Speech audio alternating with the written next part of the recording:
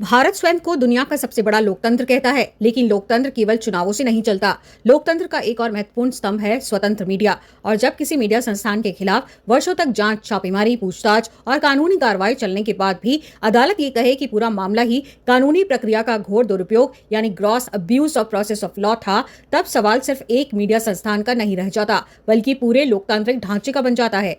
हाल ही में दिल्ली हाईकोर्ट ने डिजिटल समाचार मंच न्यूज क्लिक और उसके संस्थापक संपादक प्रबीर पुरकायस्ता के खिलाफ आपराधिक शाखा ईओडब्ल्यू द्वारा दर्ज एफआईआर और उससे जुड़े प्रवर्तन निदेशालय यानी ईडी के मामले को रद्द कर दिया।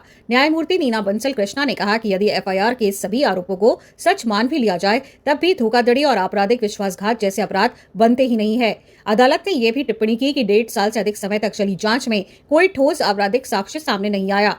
सवाल केवल न्यूज क्लिक का नहीं है। इस फैसले का महत्व इसलिए बढ़ जाता है क्योंकि ये अकेला मामला नहीं। पिछले एक दशक में कई स्वतंत्र मीडिया संस्थानों और पत्रकारों को कर जांच, ईडी कार्रवाई, एफआईआर, यूएपीए, देशद्रोह या अन्य कानूनी प्रावधानों का सामना करना पड़ा है। ऐसे ही कुछ उदाहरण हैं न्यूज लॉन्ड्री पर आयकर और ईडी जांच, स्वतंत्र मीडिया प्लेटफॉर्म न्यूज लॉन्ड्री पर आयकर विभाग और बाद में ईडी की कार्रवाई हुई। समर्थकों का आरोप था कि सरकार की आलोचनात्मक रिपोर्टिंग के कारण संस्थान को निशाना बनाया गया।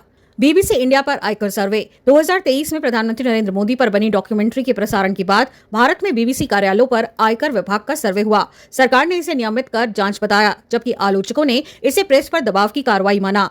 द वायर और उसके पत्रकार, स्वतंत्र समाचार वेबसाइट द वायर को कई मुकदमों, पुलिस शिकायतों और कानूनी नोटिसों का सामना करना पड़ा। कई मामलों में लंबी कानूनी लड़ाई लड़नी पड़ी। कश्मीर के पत्रकार, अनुच्छेद 370 हटने के बाद कई स्थानीय पत्रकारों को हिरासत, पूछताछ और यूएपीए जैसे कठोर कानूनों का सामना करना पड़ा। अंतर्राष्ट्रीय प्रेस संगठनों ने भी इस पर चिंता व्यक्त की। सिद्दीक कंपन मामला, पत्रकार सिद्दीक कंपन को हाथरस जाते समय गिरफ्तार किया गया और लंबे समय तक जेल में रहना पड़ा। बाद में उन्हें सर्वोच्च न्यायालय से राहत मिली। इन सभी मामलों में एक समान आरोप बार बार सामने आता है। क्या राज्य की जांच एजेंसियों का उपयोग केवल अपराध जांच के लिए हो रहा है या कभी-कभी आलोचनात्मक पत्रकारिता को नियंत्रित करने के लिए भी?